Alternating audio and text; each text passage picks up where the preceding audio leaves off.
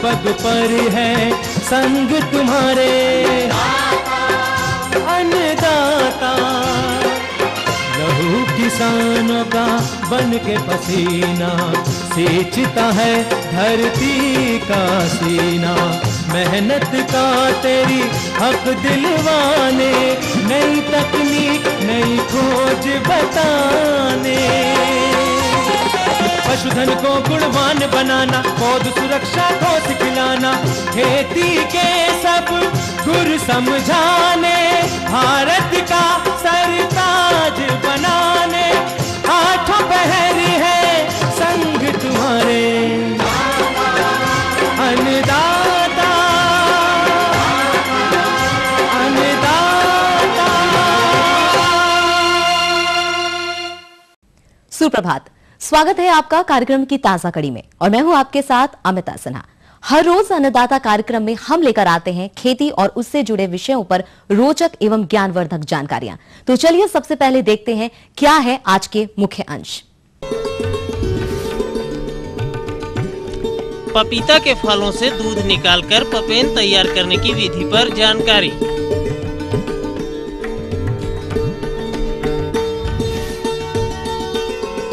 विलंब की दशा में बोए जाने वाले गेहूं की उन्नतशील प्रजातियां एवं वैज्ञानिक बुआई तकनीक।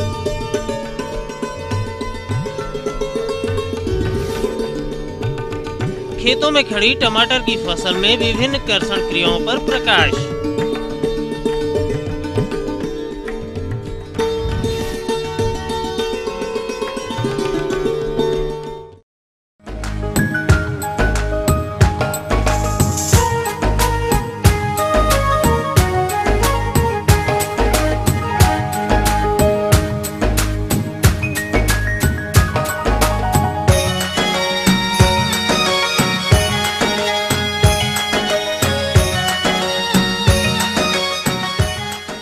किसान भाइयों, यूं तो हमारे प्रदेश में विभिन्न प्रकार के फलों जैसे आम, अमरूद, संतरा, केला तथा पपीता आदि की खेती व्यापक स्तर पर की जाती है और हमारे फल उत्पादक कृषक इनसे अच्छी आय भी प्राप्त कर रहे हैं। लेकिन यदि पपीते की खेती की बात की जाए तो इनके उद्यानों से कृषक एक निश्चित समय तक ही अच्छा उत्पादन ले पाते हैं। जब इसके उद्यान में अंतिम चरण की फलों की तुड़ाई कर उन्हें बाजार में बेचने पर भी उनका उचित मूल्य प्राप्त नहीं होता है, जिससे कि कृषकों को अपेक्षाकृत कम लाभ मिलता है और कृषक इन फलों को अनुपयोगी समझकर यूं ही फेंक देते हैं। लेकिन क्या किसान भाइयों आप जानते हैं कि इन फलों से इनका दूध निकालकर आप बेच सकते हैं, जिससे पपेन तैयार किया जाता है और इस प्रकार आप अपने उद्यान से अतिरिक्त आय प्राप्त कर सकते हैं। तो किसान भाइयों, अब आप सोच रहे होंगे कि इन फसलों से इनका दूध किस प्रकार व कब निकाला जाए। तो कृषक बंधुओं, आपकी जिज्ञासा के समाधान हेतु हम आपको मिलवाते हैं जिला बुरहानपुर के एक कृषक भीकन पटेल से, जो कि पपेन किस प्रकार निकाला जाता है इस विषय पर जानकारी दे रहे हैं। हम 8 महीने का फल हो जाता जब से चालू करते, ये कचाकड़ी की जो पन्नी पड़ी है इसके ऊपर हम दूध काट दें, झाड़ को पन्नी सही लगाते हैं, उसके ऊपर मट्टी ना गिरे और कोई कचरा ना गिरे, और उसके बाद में हम मोजे पहन लेते हैं हाथ में, ये काड़ी को बिलेट पान लगाते हैं। दूध निकालने का काम सूरज निकलने से पहले चालू कर देते हैं और हमारा काम समझ लो यानी कि 10 बजे से लगा के 10:30 बजे तक हो जाता। क्योंकि अगर लेट अगर करते हैं तो छतरी की अपने पन्नी के ऊपर दूध सूख जाता है, इसलिए हमको जल्दी दूध काटना पड़ता है। उसके बाद में हम 6 और 7 दिन के बाद में पुनः दोबारा उसके ऊपर जाके दूध काट दें। ठंडी के टाइम में 8 बजे से लगा के 11 बजे तक दूध समझ लो झाड़ के पास 5 मिनट रखते हैं हम, समझ लो दूध उसके ऊपर 5 मिनट में निकल जाता है समझ लो। फिर हम पन्नी उठा के दूसरे झाड़ को लगा देते हैं। किसान भाइयों, अभी आपने जाना कि पपीते से किस प्रकार व कब दूध निकालें। अब आइए जानते हैं कि आखिर पपेन कहाँ बेचना है तथा इसकी प्रोसेसिंग कैसे होती है। इस संदर्भ में जानकारी देने हेतु हमारे बीच उपस्थित हैं जिला बुरहानपुर के डॉक्टर नितिन चौधरी। पपीते का लेटेक्स आता है, वो लेटेक्स हम लोग पहले वे करते हैं। वे करने के बाद में फिर उसका ब्रिक्स देखा जाता है कि उसमें पपेन कंटेंट्स कितने हैं, वो हम लोग एक ब्रिक्स मीटर के थ्रू उसका ब्रिक्स देखा जाता है। ब्रिक्स देखने के बाद में हम लोग उसको स्टरिंग देते हैं कि वो लिक्विफाई हो जाए करके। फिर स्टरिंग देने के बाद में उसको एक टैंक में हम लोग डालते हैं और वो टैंक से फिर हम लोग उसको फिल्ट्रेशन के लिए स्टार्ट करते हैं। जो ये सामने जो फिल्टर प्रेस दिख रहा है उसमें से हम लोग उसको पहला फिल्ट्रेशन देते हैं। वो फिल्ट्रेशन होने के बाद में सेकंड फिल्ट्रेशन से हम लोग उसको फिल्टर करते हैं। जो फिल्ट्रेट हम लोगों को मिलता है वो फिल्ट्रेट हम लोग फिर इस फिल्टर से फिल्टर करते हैं। ये अल्ट्रा फिल्ट्रेशन यूनिट है, फिल्ट्रेशन का भी काम करता है। इसमें से जो कॉन्सेंट्रेट हम लोगों को मिलता है वो 30% कॉन्सेंट्रेट हम लोग लेते हैं और वो 30% कॉन्सेंट्रेट जो हम लोगों को मिल जाता है लिक्विड फॉर्म में, वो लिक्विड पपेन हम लोग बगल वाली रूम में जो स्प्रे ड्रायर लगा हुआ है हमारे पास में, वो स्प्रे ड्रायर में उसकी पाउडर बनाते हैं। वो बन जाता है हमारा रिफाइंड पपेन। रिफाइंड पपेन हम लोग फिर पैकिंग करते हैं। पैकिंग करने के बाद में उसको टेस्टिंग करते हैं। टेस्टिंग के बाद में वो डिस्पैच हो। पपेन टेस्टिंग के टाइम हम लोग उसमें थायरोसिन यूनिट चेक करते हैं, कितने थायरोसिन यूनिट का हम लोगों को उससे पता लग जाती है। और दूसरा एक जो है वो आईपी के लिए हम लोग ml में टेस्ट करते हैं। जो ml में 4.5 ml या 8 ml वो टेस्टिंग करते हैं। टेस्टिंग के बाद वो मटेरियल डिस्पैच के लिए रेडी हो जाता है। हम लोग क्रूड पपेन, रिफाइंड पपेन और लिक्विड पपेन ऐसी वेरियस ग्रेड्स के पपेन हम लोग यहाँ पे बनाते हैं। उसमें हाई क्वालिटी पपेन हम लोग यहाँ पे बनाते हैं। अच्छा, ये पपेन हम लोग देश विदेश भी भेजते हैं। जो बना हुआ पपेन है ये, इसकी क्वालिटी बाकी यहाँ के क्वालिटी से सबसे अच्छी क्वालिटी यहाँ पे बनती है। हम लोग रिफाइंड पपेन मैक्सिमम 1000 TU तक हमारे यहाँ का रिफाइंड पपेन बनता है। क्रूड पपेन मैक्सिमम 500 TU या उसके ऊपर भी बन जाता है। किसान भाइयों, आइए अब हम आपकी मुलाकात करवाते हैं एक ऐसे कृषक संजय चौकसे से जो कि पपीते की फसल की तुड़ाई के उपरांत पपीन बेचकर अतिरिक्त आय प्राप्त कर रहे हैं। तो आइए जानते हैं उनके अनुभवों को। कोल्हापुर से 10 रुपये प्रति पौधे के रूप में लाके मेरे फार्म हाउस पे लगाया गया था और इस पौधे को मैंने 6x6 पे लगाया था। 1 एकड़ के अंदर 1200 पौधे मेरे करीब लगे थे। मैंने 2 एकड़ पौधे लगाए थे जो कि 2400 पौधे लगे थे। और ये ताइवान पपीता का पौधा जो था मेरे यहाँ बहुत अच्छा एक रिजल्ट मेरे को देके गया और एक नई सीख भी देके गया कि अदर फसलों के साथ में अगर हम 1-2 एकड़ में पपीते की खेती भी करें तो हमारे किसान भाइयों के लिए फ़ायदे की चीज़ है। वो इसलिए है कि हम जो पपीते का, ताइवान पपीते का फल रहता है वो तो मार्केट में बेच देते हैं और मार्केट में बेचने के बाद में ये पपीते का फल जब आखिरी स्टेप पर आता है तो हमारे बुरहानपुर शहर में एक साई इंडस्ट्रियल करके एक पपीता पाउडर बनाने वाली फैक्ट्री खुली है जो कि इसका दूध हमसे ले लेती है और दूध निकलने के बाद में उसका ये पाउडर बनाते हैं। तो वो जो दूध ये लोग निकालते हैं देके जाता है। यानी जो पहले इसका इंटरेस्ट मतलब किसानों को फेंकना पड़ता था, खेतों की मेरे पे सड़ता था, बाकी अब वो फेंकने के साथ साथ क्या इसका हमको फायदा ही फायदा हो गया। वो ये कि पपीते का दूध निकलने के बाद में पपीते की चेरी बनती है। वो 3 रुपए किलो भी चेरी, 3-4 रुपए किलो भी पेरी हमारे महाराष्ट्र में वो पपीता चेरी बनाने वाले लेके चले जाते हैं। मतलब ये पपीते का झाड़ आखिरी का भी हमको 80 रुपए प्रति पौधा देके चला जाता है।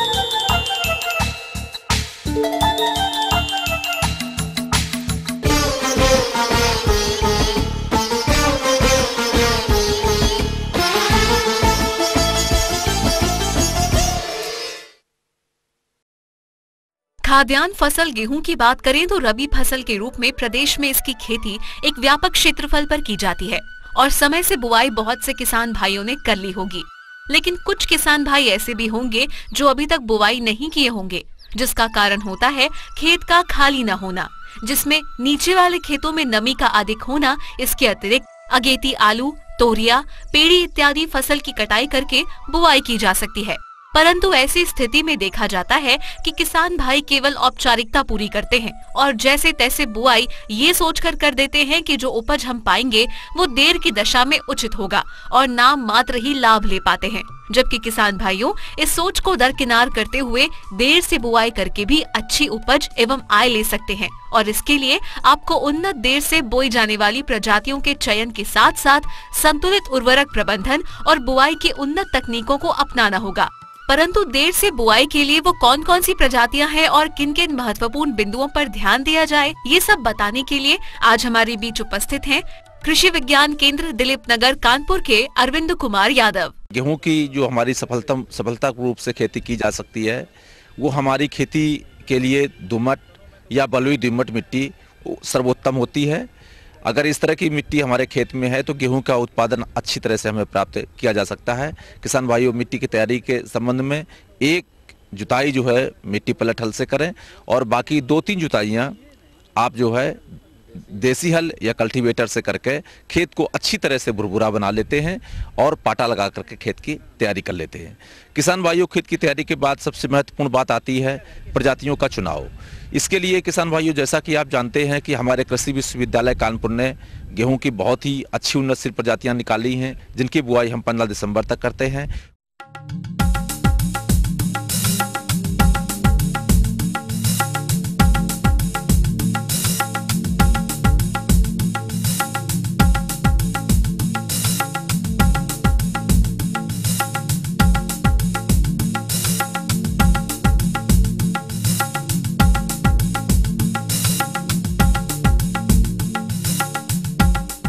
किसान भाइयों, बीज प्रजातियों के चुनाव के बाद बीज उपचार आता है। तो सबसे पहले बात ये आती है कि कोई भी बीज अगर हम किसी सरकारी संस्थान से ले रहे हैं तो वो पूर्ण रूप से उपचारित होता है। लेकिन अगर हमारे किसान भाई अपने संसाधनों से जो बीज होता है उसको लेकर के अगर बुआई करते हैं तो उससे कोई भी हम जो बीज शोधन की दवा है उसमें थीरम भी हो सकती है, कार्बेंडाजिम या बबिस्टिन, इसमें से कोई भी दवा लेकर के 2 से 3 ग्राम दवा प्रति किलो बीज की दर से अगर शोधित कर लेते हैं और शोधित करने के बाद कम से कम 3 से 4 घंटा छाया में सुखा करके इसकी बुआई करते हैं तो जो हमारी प्रारंभिक तौर पर करीब 70 से 80% बीमारियां लगती हैं उनको हम प्रारंभिक स्तर पर ही रोक करके अच्छा उत्पादन प्राप्त कर सकते हैं। जहां तक किसान भाइयों उर्वरकों के प्रबंधन की बात आती है तो सबसे पहले इसमें ये संस्कृत की जाती है कि हमारे किसान भाई उर्वरकों का प्रयोग सदैव मृदा परीक्षण के आधार पर ही करें। अगर मृदा परीक्षण के रिजल्ट या परिणाम अगर हमारे किसान भाइयों तक नहीं पहुंच पाते हैं तो हमारी जो एक स्टेट रिकमेंडेशन है, जो सामान्य रिकमेंडेशन होती है, 120 kilogram nitrogen, 60 kilogram phosphorus, 60 kilogram potash और लगभग 20 से 25 ग्राम जिंक सल्फेट का प्रयोग किसान भाई अवश्य रूप से बुआई के समय करें। किसान भाइयों, इसमें नाइट्रोजन की आधी मात्रा, फास्फोरस और पोटास की पूरी मात्रा, जिंक सल्फेट की पूरी मात्रा जिस समय हम खेत की तैयारी कर रहे हैं उसी समय खेत में मिला करके जुताई कर देना चाहिए। इसके बाद किसान भाइयों, जो दो हमारी जो आधी मात्रा नाइट्रोजन की बनी हुई है उसको हम 2 बराबर भागों में बांट लेते हैं। पहली जो नाइट्रोजन की मात्रा हमें देनी है जब हम पहली सिंचाई गेहूं की 20-21 दिन बाद करते हैं, उसके बाद जो ओट आती है उस ओट में शाम के समय हम यूरिया का टॉप ड्रेसिंग के रूप में छिड़काव कर देते हैं। उससे जो शेष आधी नाइट्रोजन बची हुई है वो जब हमारी बाल निकलने की स्थिति आती है उस समय हम सिंचाई के उपरांत जो उपयुक्त नमी होती है उसमें टॉप ड्रेसिंग के रूप में खेत में फैला देते हैं। जहां तक किसान भाइयों आती है बुआई का विधि या तरीका क्या होना चाहिए, इसके लिए किसान भाइयों आप देखते हैं कि अगर हमारे किसान भाइयों के पास बैल है तो नाई और चोगा की सहायता से बीज की बुआई करेंगे। दूसरी चीज, अब नई टेक्नोलॉजी हमारे पास नई मशीनें आ गई हैं, सीड ड्रिल जिसको अब सीड कंफर्टेड सीड ड्रिल बोलते हैं, या जीरो ड्रिल मशीन भी आ गई है। उसमें हम खाद और बीज दोनों एक ही साथ में मशीन में डाल देते हैं और उसके हिसाब से जो दूरी होती है लगभग लाइन से 15 से 20 सेंटीमीटर और पौधे से पौधे की दूरी लगभग जो हमारी निर्धारित मशीन में होती है उसी के माध्यम से हम उसकी बुआई करके और लास्ट में पाटा लगा करके तैयारी कर लेते हैं। किसान भाइयों, रासायनिक विधि से खरपतवार नियंत्रण हेतु बुआई के 48 घंटे के अंदर पेंडिमेथिलिन दवा 3.3 लीटर मात्रा प्रति हेक्टेयर की दर से 800 लीटर पानी में घोल बनाकर छिड़काव करना चाहिए। इससे आपकी फसल 30 से 40 दिनों की अवस्था तक खरपतवार मुक्त रहेगी। अन्नदाता कार्यक्रम में लेंगे एक छोटा सा ब्रेक, जल्द लौटेंगे और कार्यक्रम में आगे आपको दिखाएंगे।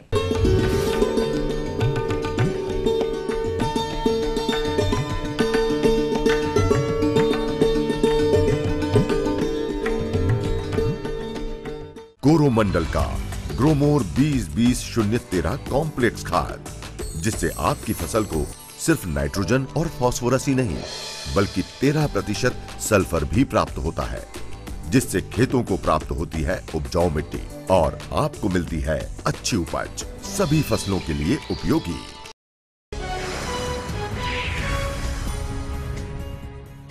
स्वयं एग्रो पेश करते हैं विदेशी तकनीक से बना special steel temper blade, Bharat का एकमात्र डीजल और समय की बचत करने वाला स्वयं रोटावेटर।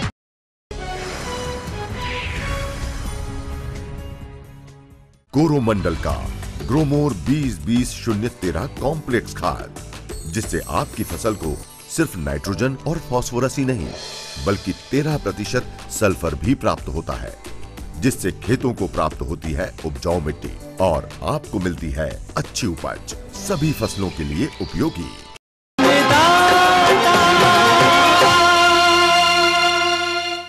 ब्रेक के बाद एक बार फिर से आप सभी दर्शकों का अन्नदाता कार्यक्रम में स्वागत है। बढ़ते हैं अगली कड़ी की ओर।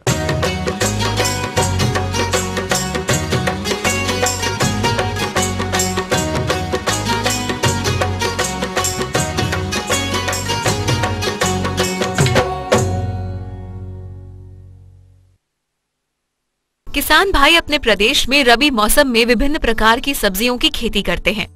जिन किसान भाइयों ने टमाटर की रोपाई का कार्य अक्टूबर के दूसरे सप्ताह में किया होगा, उनकी फसल इस समय 30 से 45 दिनों की अवस्था लिए खेतों में खड़ी होगी।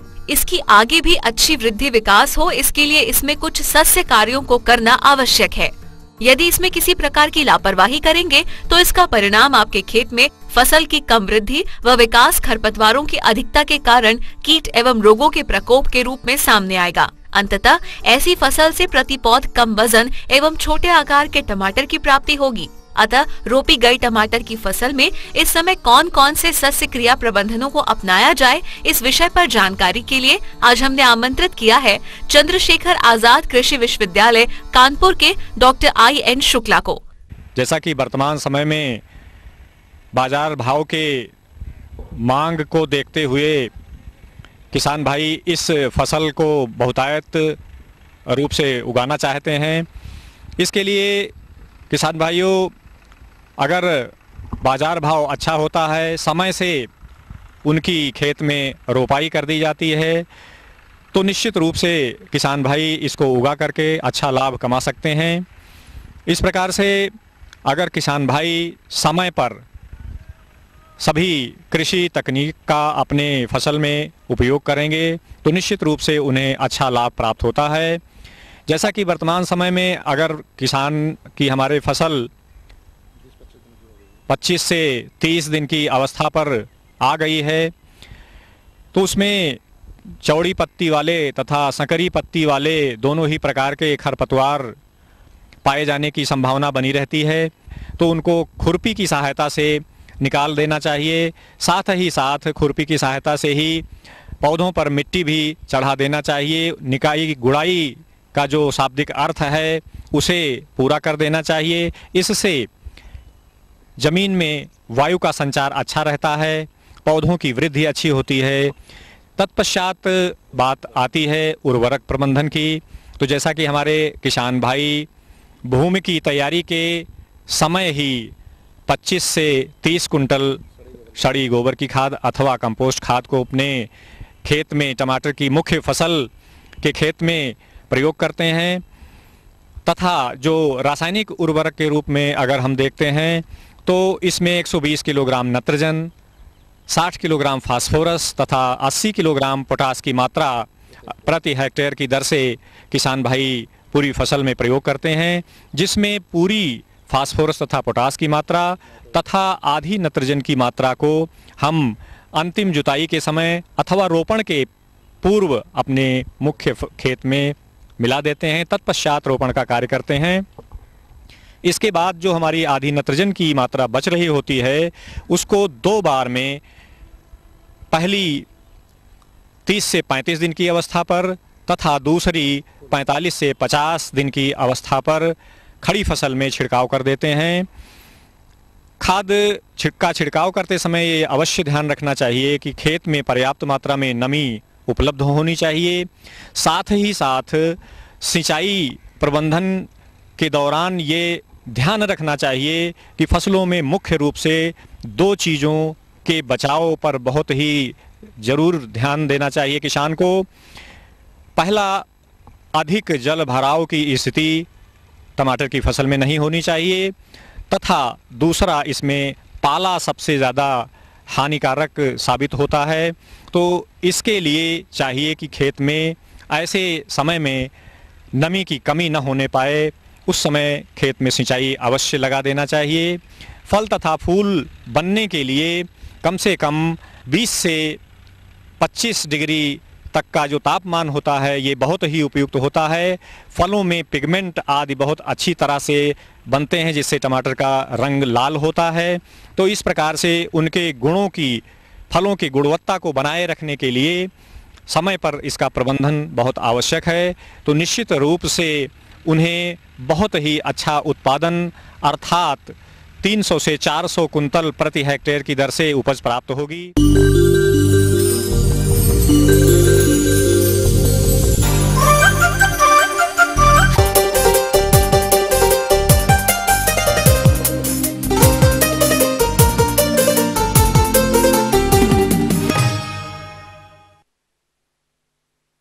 रबी की मुख्य दलहनी फसल चना की खेती प्रदेश के हर क्षेत्र के किसान भाइयों द्वारा की जाती है और हर क्षेत्र में बुआई का कार्य लगभग संपन्न हो चुका है और फसल धीरे धीरे वानस्पतिक वृद्धि की तरफ है और इस वृद्धि ले रही फसल में कुछ हानिकारक कीट फसल को शुरुआत अवस्था से ही काफी क्षति पहुंचाते हैं। तो किसान भाइयों, चने की फसल को इन हानिकारक कीटों से कैसे सुरक्षित रखा जाए, इस विषय पर जानकारी दे रहे हैं सरदार वल्लभ भाई पटेल कृषि एवं प्रौद्योगिकी विश्वविद्यालय मेरठ के विषय विशेषज्ञ डॉक्टर राजेंद्र सिंह। किसान भाइयों, मैं आज आपको बताने जा रहा हूं रबी फसल में चना जो दलहनी फसल है उसमें लगने वाले प्रमुख कीट एवं उनका प्रबंधन, जिसमें मैं आपको सबसे पहले बताना चाहूँगा कि जैसे ही चने की फसल उगाती है, उगने के बाद वो उसमें कीड़े का आगमन हो जाता है। तो आप सबसे पहले ध्यान रखें कि उसमें जो लगने वाला कीड़ा है, क्योंकि रबी की फसल है, बरसात के बाद जो उसमें प्रभाव होता है वो होता है चने का कटुआ। ये आप देख रहे हैं इस पर लगा हुआ है चने का कटुआ। जैसे ही शुरुआती चने की फसल ये इसको काट करके पूरा खेत को बर्बाद कर देती है, गिरा देती है। ये रात्रिचर कीट है। इसकी जो तितली पतंगा होता है वो तितली पतंगा रात को निकलता है और अंडे देता है। अंडे पत्तियों पर देता है। पत्तियों पर देने के बाद ये जब फूटते हैं वहीं से लार भी निकलती है। अब इसके प्रबंधन के लिए आप किसान भाइयों ध्यान रखें, छिड़काव करना चाहते हैं तो हमारा सेफ इंसेक्टिसाइड है जैसे निम्बिसिडीन 1 ml पर लीटर के हिसाब से आप घोल बना करके आप पूरे खेत में छिड़काव करें। इस लगने वाली इस फॉलियर स्प्रे से छिड़काव से इस सुंडी खत्म होगी। दूसरा, सिंथेटिक कोई भी इंसेक्टिसाइड डाल सकते हैं जैसे मालाथियन है, एकालक्स है। आप इसका 1 ml पर लीटर के हिसाब से घोल बना करके आप छिड़काव कर सकते हैं।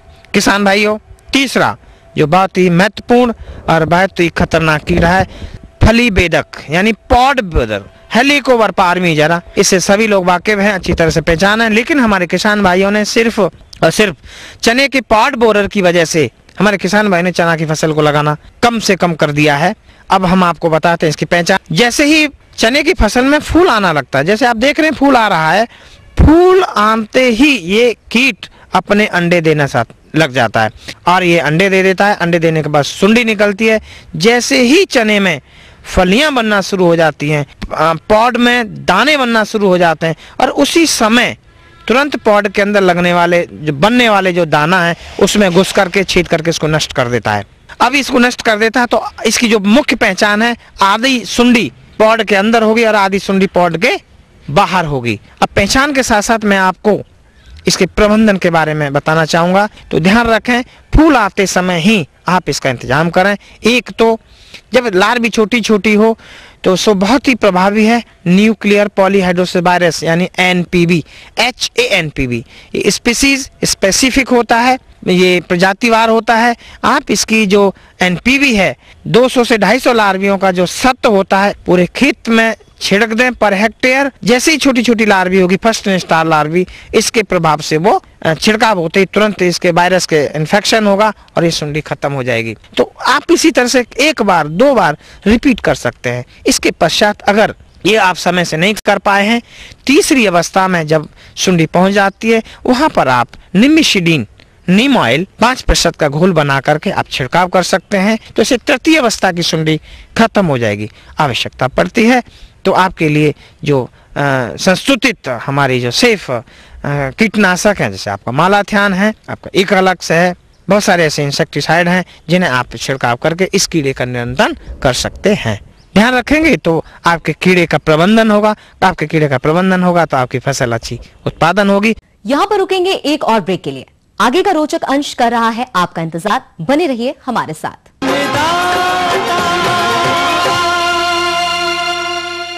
कोरोमंडल का ग्रोमोर 20-20-013 कॉम्प्लेक्स खाद, जिससे आपकी फसल को सिर्फ नाइट्रोजन और फास्फोरस ही नहीं बल्कि 13% सल्फर भी प्राप्त होता है, जिससे खेतों को प्राप्त होती है उपजाऊ मिट्टी और आपको मिलती है अच्छी उपज, सभी फसलों के लिए उपयोगी।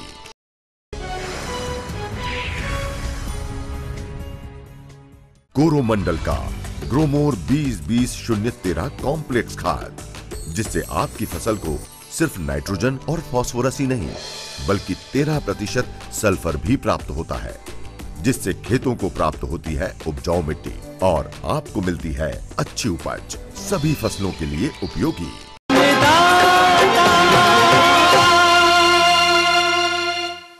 ब्रेक के बाद हम फिर से हाजिर हैं आपके साथ। चलिए अब रुक करते हैं अगली कड़ी की ओर।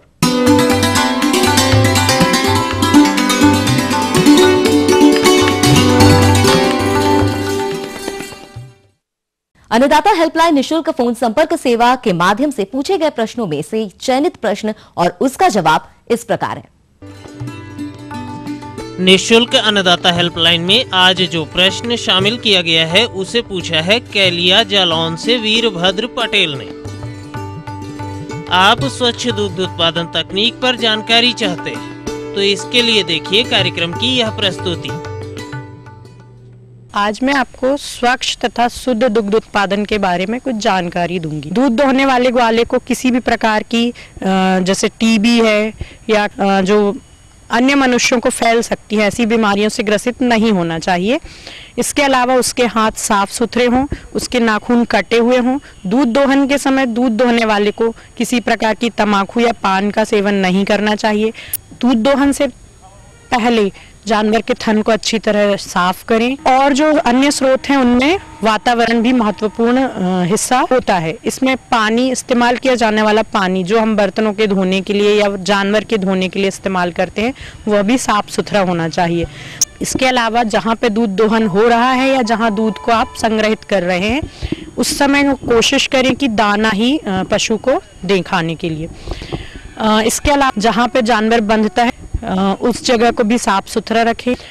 इसके अलावा जो शुरू में जो मिल्क होता है दूध निकालते हैं उनमें बहुत ज़्यादा प्रदूषण की मात्रा या जीवाणु हो सकते हैं, अतः कोशिश करें कि शुरू वाला जो दूध है उसको अपन डिस्कार्ड करें, उसको अलग करें किसी बर्तन में, ना कि ज़मीन पे। उसके बाद सबसे पहले आप स्वस्थ पशु का दुग्ध दोहन करें, उसके बाद बीमार पशुओं का दुग्ध दोहन अलग से करें और उसको स्वस्थ पशु के दूध के साथ मिक्स ना करें। इसके अलावा भी जो बर्तन हैं उनको ढक के रखें, कोशिश करें कि सकरे मुंह के बर्तन को इस्तेमाल करें।